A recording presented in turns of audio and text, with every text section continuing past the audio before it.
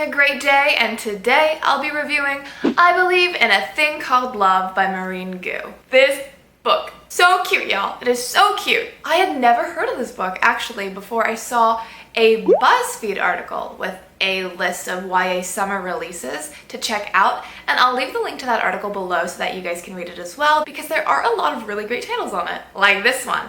So after I heard about I Believe in a Thing Called Love, I was like, a Korean American protagonist? I have to read it immediately. And so I did. And in hindsight, I kind of regret doing that because I really should have saved this book for later. There are frequently times when I seriously crave cute contemporaries, and I'm mad that there aren't a billion Stephanie Perkins books out there. And during one of those times is when I should have read this book. But nonetheless, I'm obviously so glad I picked up this book because I adored it. I Believe in a Thing Called Love is about a senior in high school named Desi. She is an overachiever in every possible way, you know, varsity jock, but also perfect SAT score, student body president, involved in like every club ever, so on and so forth. And although she basically excels at everything she does, she sucks at love. Anytime something even remotely romantic happens to her, she finds a way to embarrass herself. And so to remedy that, she studies the Korean dramas that her father loves to watch. And based on the generic plot lines of those K-dramas, she writes herself a guide on how to get a guy to fall in love with her. A lot of people have been comparing this book to All the Boys I Loved Before by Jenny Han. They're both YA contemporaries with a Korean American protagonist. And although I do think that they would appeal to similar audiences, and if you liked one, you'll probably like the other, that's kind of where the similarities end. I Believe in a Thing Called Love is hilarious and cute and funny and sharp, and I basically loved everything about this book. I loved the characters, the diversity, the silly yet articulate writing, the sense of humor, the fast-paced plot, the depiction of living in a Korean American household. There's just so much to love. Desi is such an entertaining main character. She's so funny and I love it. Within the very first chapter, this book had me laughing out loud. Desi is so self-deprecating, almost neurotic, and I just found it so relatable. Sometimes I would actually think Desi and I are the same person. She talks about loving Taylor Swift and Twilight. I love Taylor Swift and Twilight. She talks about talking in this wonky fusion of Korean and English at home, and that's exactly what I do, and my parents tease me for it. She thinks Messi is the best soccer player in the world, which he obviously is, and I will fight anyone who wants to make an argument for Cristiano Ronaldo. I connected with Desi in a way that almost blew my mind. I legitimately felt like I was reading about myself sometimes. But as much as I love Desi, she's also the reason why I knocked this book's rating on Goodreads from 5 stars to 4. To be frank, she is out of her mind. Like, she is honestly so driven to win over her crush, this boy named Luca, that she does things that are inexcusable. And it's kind of played off as okay because this entire book almost relies on a suspension of disbelief. And Desi is so likable that her charm is almost enough to cover up the fact that she's doing things that are wrong. But in my opinion, she really does go too far. She just falls into psycho territory sometimes, which I'll talk about more in the spoiler section. Also, something that I wasn't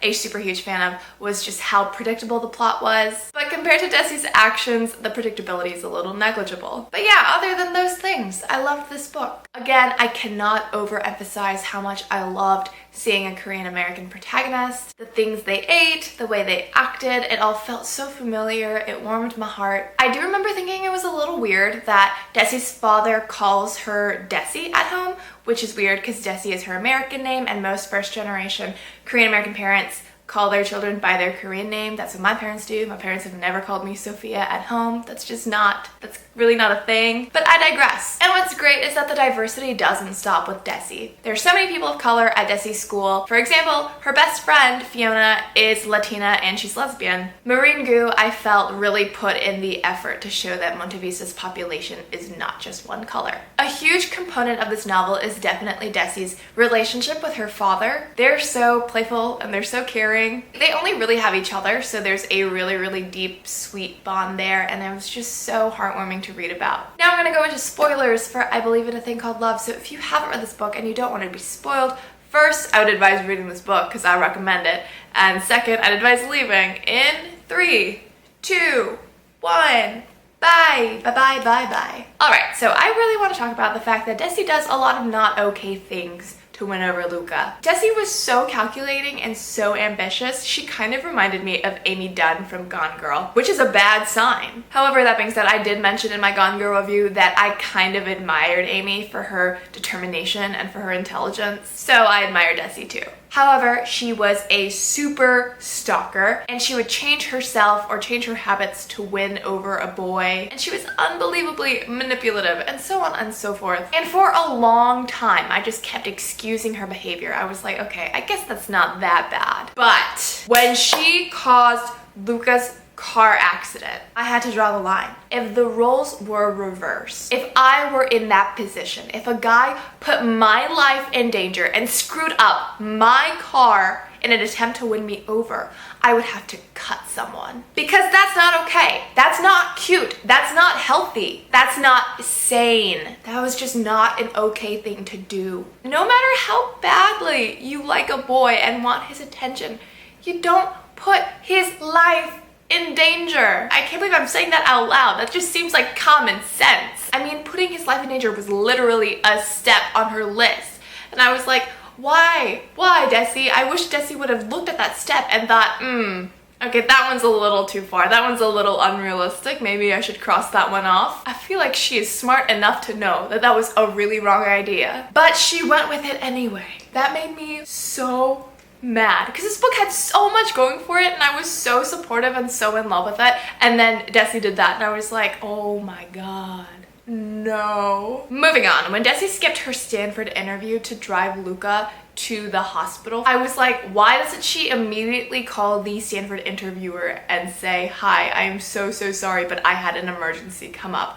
Like, she doesn't even think to call the interviewer, and then her dad does it for her. And I was like, Desi, you are too smart and you are too professional to not think of immediately calling the interviewer. I think Maurene Goo gets a lot of things right when she talks about the college application process, but there are two things that I noticed that weren't completely accurate. The first is that applying early actually does usually give you better odds of getting in. And the second is that the interview barely counts at all. Like, it honestly doesn't matter. An interview basically does nothing to add to your application except for confirm that you're not a sociopath. So the fact that Desi was really inflating the importance and the effect of the interview on her application for Stanford was not really called for. I thought her decision to go to BU was really interesting, considering her first choice was the most competitive school in America and one of her safety choices was Cornell and Ivy League. But I guess it signals that she truly understands that her father's always proud of her and she doesn't need the prestigious name of a university to make her dad happy. I thought Luca was so cute. I don't know if his name is pronounced Luca. It sounds kind of weird to me. But yeah, I just found him so adorable. Although I do wish that he liked more than just art. Most people have more than just one interest. When he came into that AP English class and that one girl was explaining what the book was about that they were reading and he looked so disinterested, Desi like dismisses him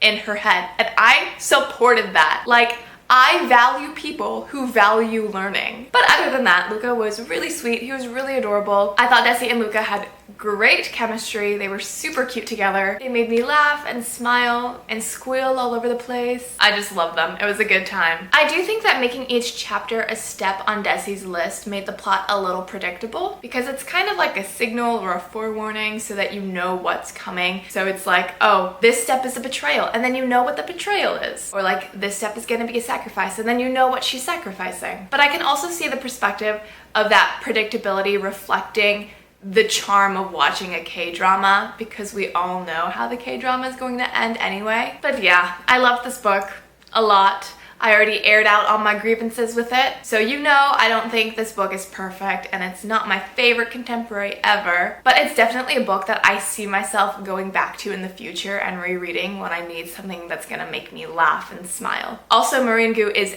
definitely going on my list of authors to watch out for. I'm so excited to see what her next project is. So let me know what you thought of this book. I would love to know. Thanks so much for watching. I hope you'll have a fantastic day and happy reading. Bye.